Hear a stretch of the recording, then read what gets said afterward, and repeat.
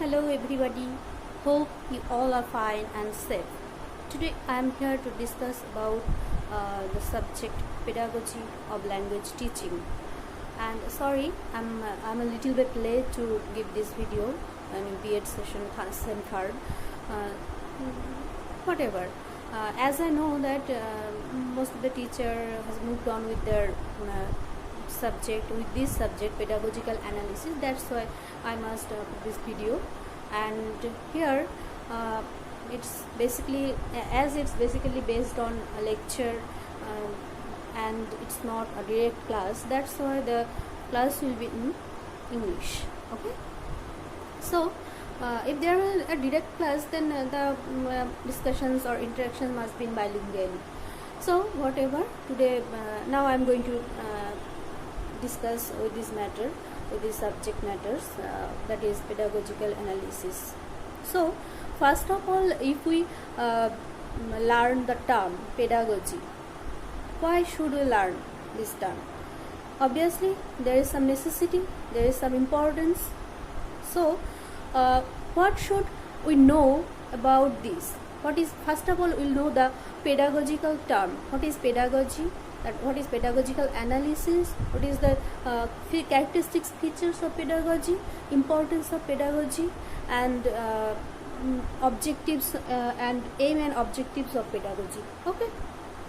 So whenever we heard the word pedagogy, what it means? First of all, literally it means educational science, and pedagogy is that place, is that content where theory and practice is integrated into one content. That is pedagogy. Okay, theory and practice. Whenever we read some books or any subject, in any subject, so English, Bengali, mathematics, physical science, life science, everything. And whenever we read in books and we earn some information from these books, and then not only the books, beside books we can also get some information from articles, magazines, and newspapers, etc., etc.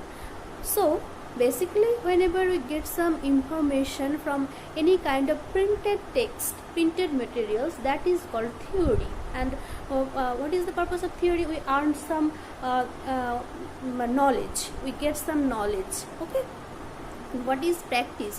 Whenever we doing the theory in practically, that is practice. Obviously practice means I mean here practical works. That is when the learner learns something, earns some information, acquires some knowledge. Basically acquired word is acquired. Whenever the learner acquired the theory, that means acquires some information from some material, from some printed material, and apply this theory in his doings, that is called practice or practical things. Okay, then this practice and practical subject and this theory is integrated into one content, and when it is intermingled and mixed up, that is called pedagogy. Okay, that means educational science. Science means the logic and theory, and it is proven, logically proven. Some science means obviously it's have some reasons, and we have some quest. Okay, we inquire some things, that is science. That means science equal to what? Science equal to some reasons, that means some question. At first comes into our mind the questions, why it has happened, when it has happened, how it has happened, and then the learner analyze these question marks, or analyze this content, and then inquire this information, or quest these queries in information, and queries happened. Then after the query or after the inquiry or after the quest, that is proved, when it is proved that the reason is got it, that then it is called science, or basically after that the question marks solved, it is called science. That means there is some logics, obviously. So we basically can say that logic is proven by some question marks, by some query, and it is proven.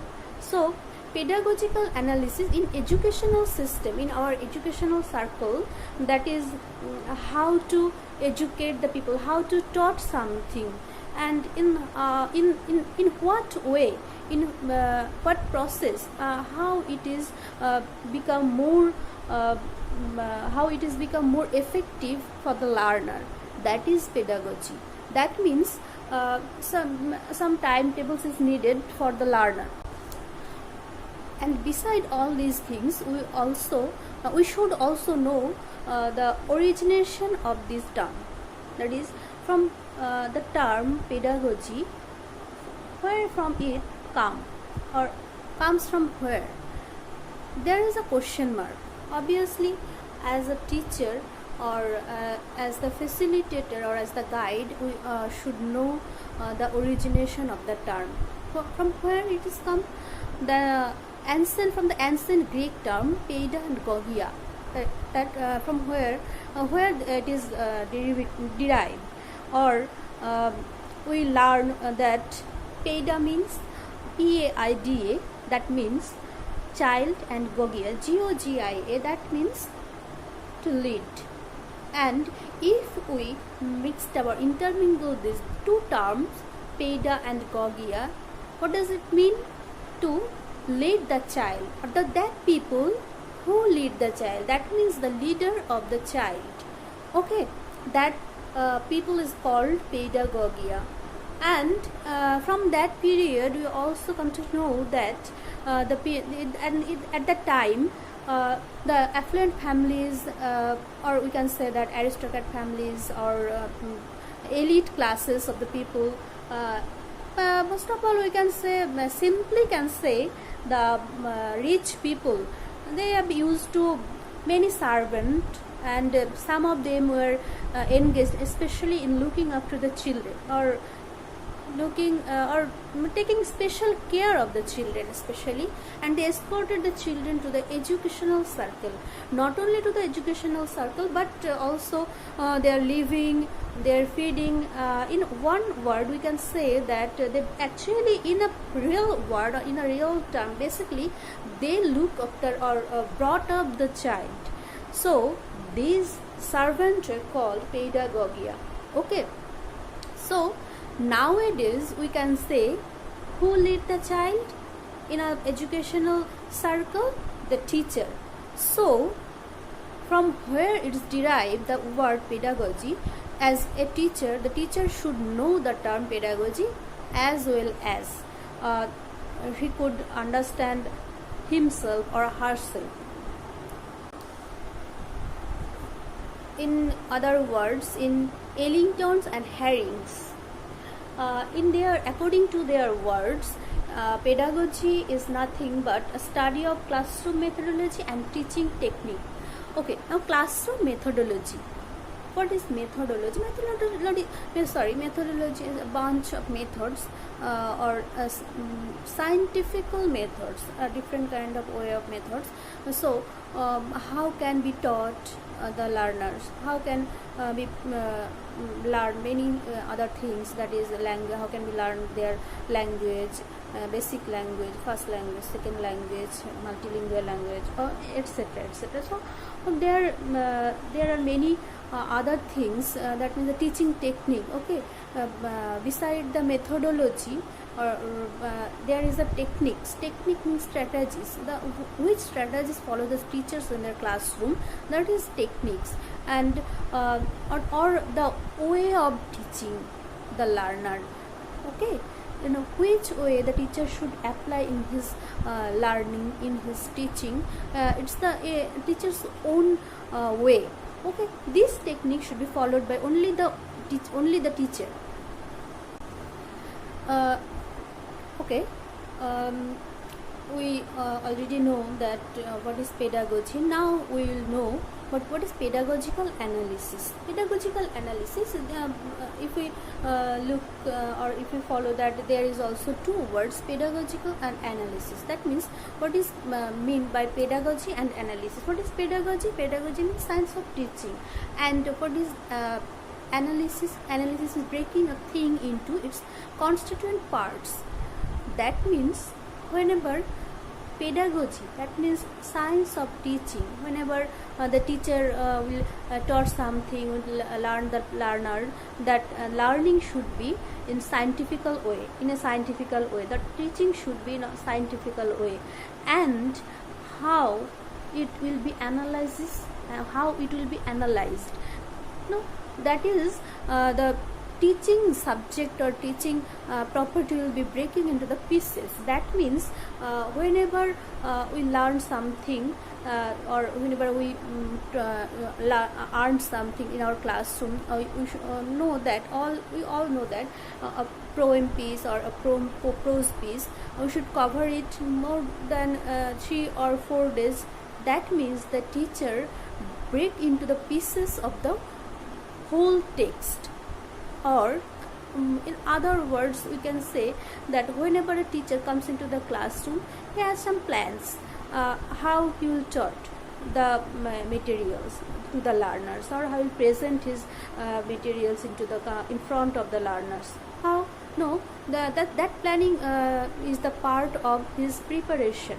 Okay, the teacher should also prepare in his lessons. At first, he will come into the classroom. After that, before the classroom, he or she has some plan in his brain. Okay, so how could he prepared, how could he present the text? How? No, that is whenever a teacher comes into the classroom and he try to present his pieces, at first he'll try to give some previous knowledge to the learners. That is also science of teaching, because whenever we enter into any kind of text, enter into any kind of subject matters, we should we all relate that subject matters into our memory, into our brain, as we know it before, as we learned it before. Every learners or every individual can do it, and they must do it. And whenever this analysis mix happened, the teacher analyze the whole text. For example, suppose we read the text, read any prose or read any poem, the teacher must analyze the whole text into 2 or 3 parts. Suppose today's lesson will be in a poem, will be on the basis of a poem, and the poem is in 14 lines or 20 lines. Then the teacher should follow that the how many days she took to learning the lesson, or give to learn the lesson. That is 2 days, 3 days, or 4 days. First of all, that is also called content analysis. That means the whole content is analyzed or break into the pieces.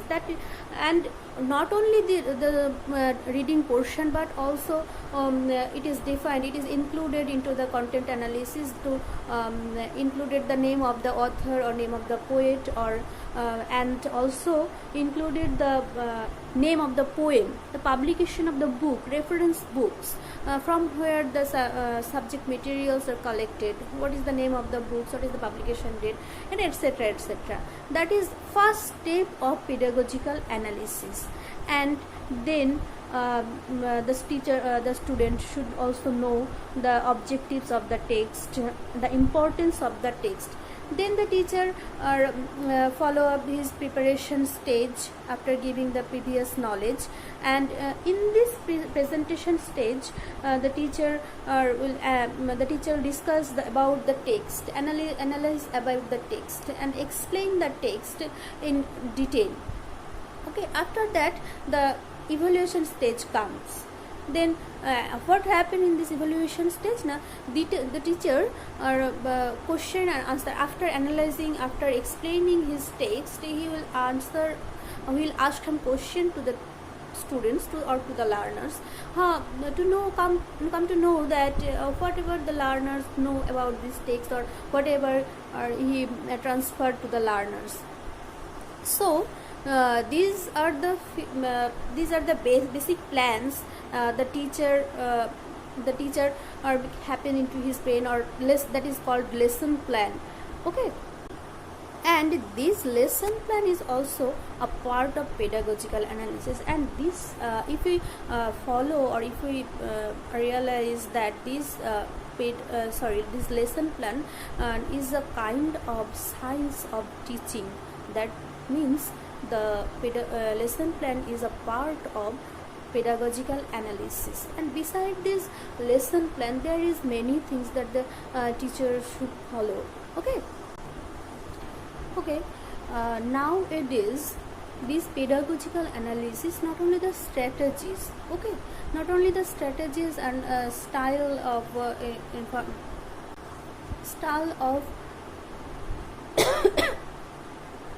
not only the strategies or style of instruction, but also to the responsibility of the teachers or the facilitators to transcend their conventional role and spread out the scope of their words and active participation to knowledge advancement, and to act as meditating artifice. Okay, and where lies the responsibilities of the facilitator to improvement of the individual. Okay, and how to improve the learners, how to improve the every individual. In this sense, we can say that the teacher should obviously follow the that if there could not be happen any kind of bias to the learners. That means every learners or every students is the same for a teacher. Every individual or every individual learner is important, so should be important to the teacher. Okay, in a classroom there is gender bias, maybe can be happen, or can be class bias or financial bias, it also can happen, but it is not the responsibility for the teacher that they this kind of bias should be happening in his or her classroom. So this responsibility is more important to the teacher, that because in a classroom, in a mixed up classroom, where co-ed classroom, there are a lot of students who came from different kind of sociological background, socio-economical background, and for this, because of this difference of the socio and economical differences, they have different kind of motivational level, and the term motivation is most important. What is motivation? If we understand the term motivation, we should first of all discuss that how it is grow in a learner from the wish power or the interest. These things are important for motivation to anything. Okay, whenever a learner or any individual do any things, that means that not only means that he is motivated, he is doing this word for some pressure, or for for some kinds of his responsibility, etc. Okay, but whenever a learner or an individual doing anything motivationally, and then we can actually follow up it and understand just in one look or in one step that this is motivational term. That means that uniqueness is a quality of motivation. The interest, that madness of towards the work. Whenever I am motivated in anything, towards anything, that means I am going to mad about to fulfill my desire, fulfill that things. Until I fulfill my until I fulfill my work, my task, I couldn't be stopped. Okay, that is the features of motivation. Motivation motivation can happen from any kinds of level, that means some first step of the motivation is what the wish power. Whenever wish to do anything, any kind of work, at first comes that wish in his or her mind. From the wish, then come to him or her one kind of intentionally he or she will do the work, or he moves to do the work and go on to the work. And after that, basically whenever he has some wish, some intention, obviously she is also interested in this work, and this interest growing up a kind of madness. Whenever this madness is growing up, then we call that he is motivated, and he or she will not be stopped by until he finishes the work. That is the level of motivation. Okay, that means there is a kind of fascination, some kind of affection. Whenever a person or an individual passionately doing the work or doing his job, his or her job, that is these things, which things tends to lead him or her to do the job passionately, fascinatingly, that is madly, that is called motivation. Okay, and there is obviously any other responsibility to the learners to become more cooperative, become more sensitive, become more helpful to the learners. That is also should be the quality of the qualification of the teacher, and also the teacher should know the science of teaching. That means the pedagogy, the knowledge of pedagogy. Whenever the teacher will come into the classroom, decide that accept the pedagogy or accept the science of teaching, he should not fulfill his or her fulfill her intention or his or her aim of education, that is to develop the learners, to overall development of the learners, that is physical development, psychological development, emotional development, etc., etc. So that is our crucial point or most important point of our education system, that the children's overall development, as we all know. And this overall development is the core point of our education system, that stands the whole system nowadays. Okay, so this overall development can happen only through this pedagogical analysis. Okay, in the next class we will discuss many other things about this topic, and be always safe. Okay, thank you.